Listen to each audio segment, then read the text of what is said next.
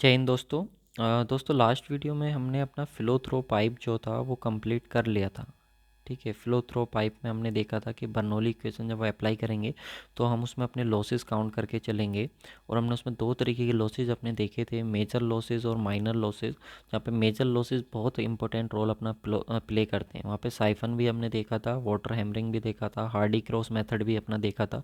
तो ये सारी चीज़ें हम अपनी उसमें देख चुके थे। अब नेक्स्ट हमारे पास आता है impulse momentum equation and application. देखो ये अधिकतर सबके सिलेबस में नहीं होता है, तो अगर आपके एग्ज़ाम में आ रहा है तभी इसको आप पढ़िएगा, बाकी इतना इंपॉर्टेंट ये है भी नहीं। गेट वगैरह के लिए थोड़ा सा इंपॉर्टेंट ये हो जाता है, क्योंकि यहाँ पे आप लोग का 1 मार्क्स का न्यूमेरिकल जो है वो यहाँ पे फ्रेम हो जाता है। तो वो आप देख लीजिएगा कि अगर आपके एग्ज़ाम में आता है तभी आप इसको पढ़िएगा।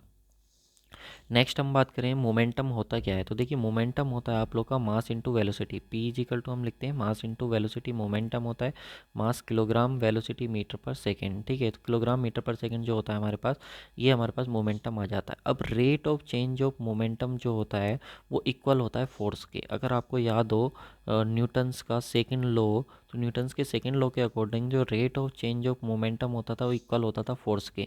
तो फोर्स हमको एक्चुअल में यहाँ पे कैलकुलेट करना है।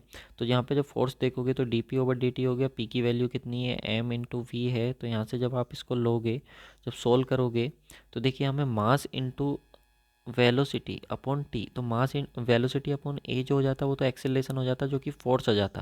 लेकिन हमको ये नहीं करना है, हमको लेना है मास पर यूनिट टाइम लेना है, कि कितना मास फ्लो हो रहा है पर यूनिट टाइम पे।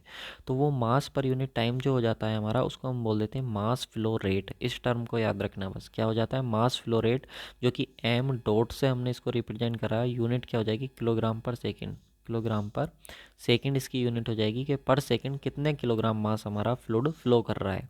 ठीक है, किस वेलोसिटी के साथ फ्लो कर रहा है, तो हमको पता लग जाएगा कि उस पर फोर्स कितने फोर्स के साथ फ्लूइड हमारा फ्लो हो रहा है। ठीक है, तो इसके बाद अगर हम बात करें तो हम इसको जो मास फ्लो रेट है इसको हम रो इंटू क्यू भी लिख सकते हैं। अब आप कहोगे सर रो इंटू क्यू क्यों लिख सकते हैं, तो देखो रो डेंसिटी होती है जो किलोग्राम पर मीटर क्यूब में होती है, क्यू डिस्चार्ज होता है जो मीटर क्यूब पर सेकंड में होता है। तो मीटर क्यूब से मीटर क्यूब कैंसिल, तो किलोग्राम पर सेकंड। तो किलोग्राम पर सेकंड हमारे पास क्या होता है, यही तो मास फ्लो रेट होता है।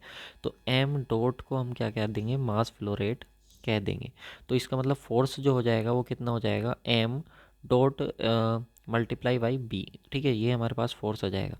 या फिर अगर हम यहाँ पे एम डॉट की वैल्यू रख दें तो फोर्स का फॉर्मूला क्या आ गया, रो क्यू वी। वी वेलोसिटी होगा, क्यू डिस्चार्ज होगा, और रो क्या होगा हमारे पास, डेंसिटी होगा। अब आप इसको इस तरीके से भी लिख सकते हैं अगर आप चाहें, तो रो क्यू का फॉर्मूला होता है एरिया इंटू वेलोसिटी, इंटू एक वेलोसिटी और है तो रो ए वी स्क्वायर। आप ऐसे भी इस फोर्स के फॉर्मूले को लिख सकते हैं। ठीक है, तो ये कैसे भी आप लोग को जो वैल्यू गिवन होगा उसके अकॉर्डिंग बस यहाँ से फोर्स ही वो पूछता है। 1 मार्क्स का क्वेश्चन फ्रेम होता है, तो मैंने आप लोग को बताना ये ज़रूरी समझा, क्योंकि होता है कई बार कि जेई के एग्ज़ाम में भी यहाँ से फोर्स पूछ लिया जाता है कितना फोर्स बनेगा। अब देखिए अगर मान लीजिए कि एक पाइप है, ये आपका कोई पाइप है, यहाँ पे 1 पॉइंट है, ये 2 पॉइंट है। तो 1 पॉइंट पे वेलोसिटी v1 है और यहाँ पे वेलोसिटी v2 है, तब यहाँ पे फोर्स की वैल्यू कितनी होगी, तो तब भी F is equal to rho Q v1 minus के v2। इस तरीके से हम उसको कैलकुलेट कर लेंगे तो फोर्स हमको वहाँ पे देखने को मिल जाएगा। फोर्स मतलब जो इससे वाटर निकल करके आ रहा है बाहर, वो कितने फोर्स के साथ स्ट्राइक होगा अगर किसी प्लेट पर उसको स्ट्राइक कराएं तो। जैसे कि यहाँ पे देखिए, for straight and constant dia pipe, अगर straight and constant dia pipe है तो उस केस में क्या होगा, V one equal to V two होगा, V one equal to V two होगा। तो यहाँ पे देखिए V one equal to V two होगा, फोर्स का फॉर्मूला क्या होता है, F is equal to M dot V one minus V two. या फिर हम इसको ऐसे भी लिख सकते हैं, एम डॉट क्या होता है, मास फ्लो रेट, तो इसकी जगह हम रो क्यू लिख सकते हैं, तो वी वन माइनस के वी टू। अब हमको मालूम है कॉन्स्टेंट डाया का पाइप है, तो वहाँ पे क्या होगा हमारे पास, ये वेलोसिटी सेम होगी, तो वी वन इजिकल टू अगर वी टू हो जाएगा तो इस केस में फोर्स क्या हो जाएगा, जीरो। तो यहाँ पे हम मान करके चलेंगे कांस्टेंट डाया पाइप जो होगा, स्ट्रेट पाइप, उससे हमारा फोर्स जो होगा वो जीरो होगा उस केस में।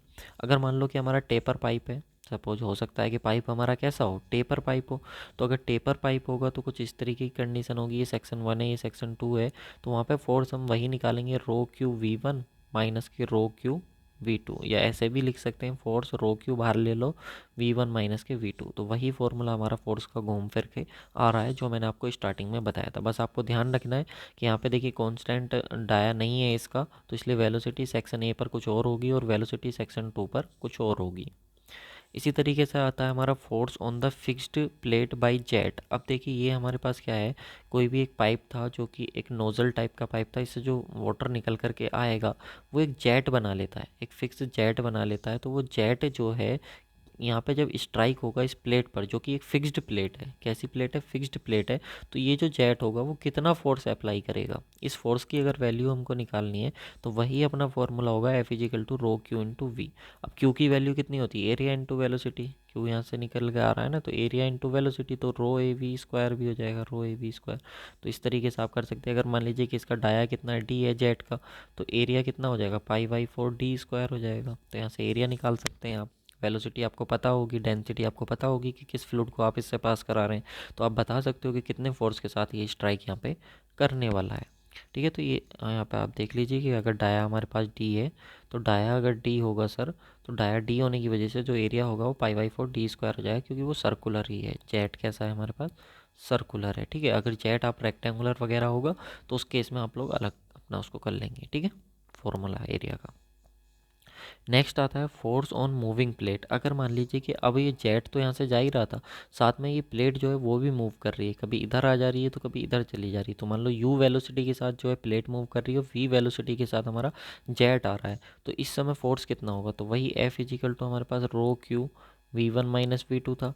तो यहाँ पर रो क्यू वी वन की वैल्यू कितनी होगी, वी, क्योंकि ये जेट कितनी स्पीड से आ रहा है, कहाँ जा करके टकरा रहा है, तो वही तो 0.2 हो गया ना, तो उसकी वेलोसिटी कितनी, यू, तो वी माइनस यू, ये हमारे पास फोर्स होगा। ठीक है, तो बस इतना ही था इसमें। अगर आप चाहें आपके एग्ज़ाम में अगर यहाँ से क्वेश्चन फ्रेम होते हैं तभी आप इसको करिएगा, बाकी कुछ है नहीं मुश्किल से। छोटी सी वीडियो मैंने इसके लिए बनाई है, 6 to 7 8 मिनट की ये वीडियोज़ है, तो आप इतना इसमें कर लीजिए। नेक्स्ट चैप्टर जो रहेगा हमारा boundary layer theory and laminar and turbulent flow.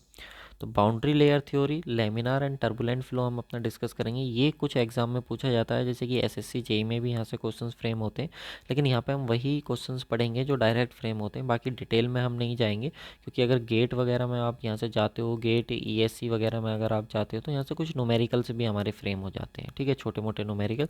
तो ऐसा नहीं कि मैं सारे छोड़ दूंगा, वो न्यूमेरिकल भी मैं यहाँ पे बताऊँगा कौन कौन से बनते हैं जो जेई में है लेमिनार फ्लो से। क्योंकि लेमिनार फ्लो में दो कंडीशन हम पढ़ेंगे एक्चुअली में, एक तो फ्लो थ्रो पाइप होगा और फ्लो थ्रो पैरेलल प्लेट्स होगा। तो पैरेलल प्लेट्स वाला हम अपना स्किप कर देंगे, फ्लो थ्रो पाइप्स ही हम वहाँ पे पढ़ेंगे, क्योंकि वहाँ से तो वो सारी चीज़ें मैं अपने अकॉर्डिंग को करा दूंगा, आप उसके लिए परेशान मत हो। आप अपने लेवल के क्वेश्चन बनाना, जो आपका स्टेट जेई का एग्ज़ाम है या फिर एसएससी जेई का एग्ज़ाम है, तो आपका वहाँ से कोई भी क्वेश्चन नहीं छूटेगा। चलिए, इस वीडियो में इतना ही था। Thank you so much.